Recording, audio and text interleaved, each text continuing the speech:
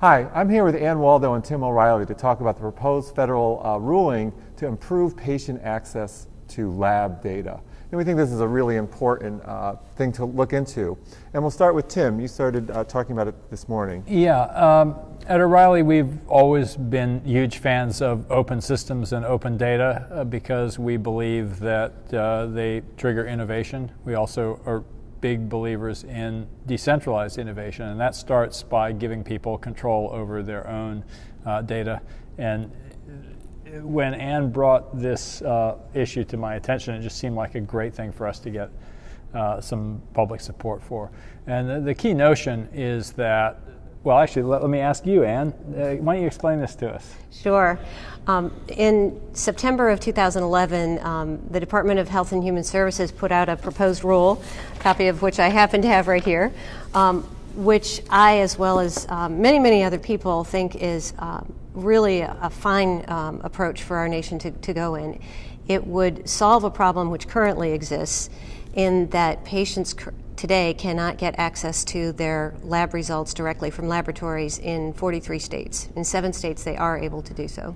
So even though in general there's the notion that patients should be able to get access to their records, there's a problem specifically with lab results. Yes, exactly. In 2009, our federal HIPAA law was modernized to give people broader access to their records, specifically to let them get copies electronically of their medical records.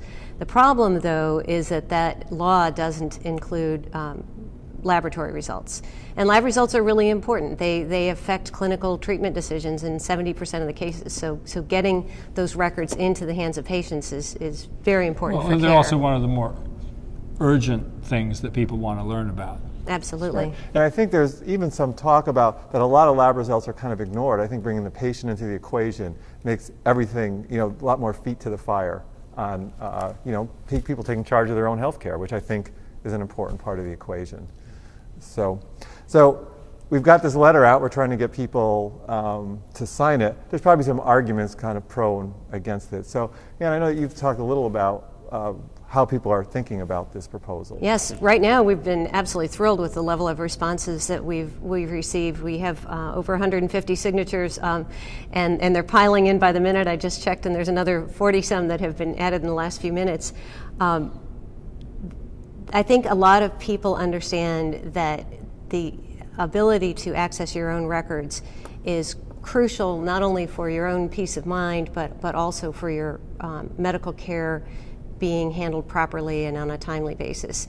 So in addition, people understand that there's a great opportunity to save money for patients, for payers, and as a nation by not having tests and procedures unnecessarily repeated when lab results aren't readily and conveniently available. So in other words, people get the test, but because they don't have a copy of the record or can't get access to it, they need it again somewhere else. Exactly. Yeah. And there's a lot of evidence of tests being unnecessarily repeated, just simply because it's not easy to get records in time. And actually patients have to still, despite the progress that's being made with HIT, often have to serve as their own walking human PHR, personal health record, and ferry records from one physician to another. If you can't get access to them, you can't share them. And on another level, if you can't get access to your records, you also can't make them available to interesting new apps and innovative technologies that are in great development these days that are very dear to your heart. Tim, you want to? Well, I think in general the thing that's so important today is this notion that we used to think of, for example, of government healthcare. Oh, well, the government will somehow build an end-to-end app. It's really much more a matter of creating a platform, and that starts with creating data endpoints that allow innovative entrepreneurs to say, oh, we can actually build a better interface to this. That was what's so exciting about the Veteran Administration Blue Button Initiative. It was just like, hey, we'll do the simplest possible electronic health record, and people will then figure out how to take that and improve it and make it more user-friendly, rather than having it stuck in, years and years of standards committees and government-sponsored software development, which is sort of far less agile, should we say, than happens in the private sector. Right. So I want to bring up something related to that, and that's just changing the culture around who owns data. And I think that's what makes this so important, is that a lot of people just don't believe that they can get, either at the provider side or on the patient side, that they can get access to the data. And the more that we can make this out in the public, the more that people start taking more charge of this stuff, and that the culture will change, and not just these kind of knee-jerk reactions to, what do you mean you can't get my, this is our data, we're the doctor. And I think this is important for getting there. I think that is critical to think about this as part of a long-term culture change of greater patient empowerment through knowledge, and the knowledge about yourself is always particularly relevant. One of the concerns that's been expressed about this rule is that patients will experience too much stress and confusion if they see their lab results and they're not explained to them in advance by a physician. I actually am sympathetic to that concern. There are certainly times when finding out that you have a grave illness from a piece of paper wouldn't be the ideal way to find out about that. But some of the organizations that have already been in the vanguard in this movement have some very workable solutions. For example, Palo Alto Medical Foundation delays abnormal test results for 3 days. And they picked 3 days because they said they wanted to allow physicians to be able to communicate directly with patients whenever that was possible, but they wanted to balance that with the urgent need to get labs into the hands of patients no matter what. And some other institutions have gone with 7 days. So there are ways that you can balance that particular concern. It creates a little bit of urgency on the part of physicians to realize that the greater pain and suffering is not knowing. Yes. It reminds me also, speaking of cultural change, this is a very sobering story about how far we've come, but still how far we have yet to go. This notion of people not being able to handle the information.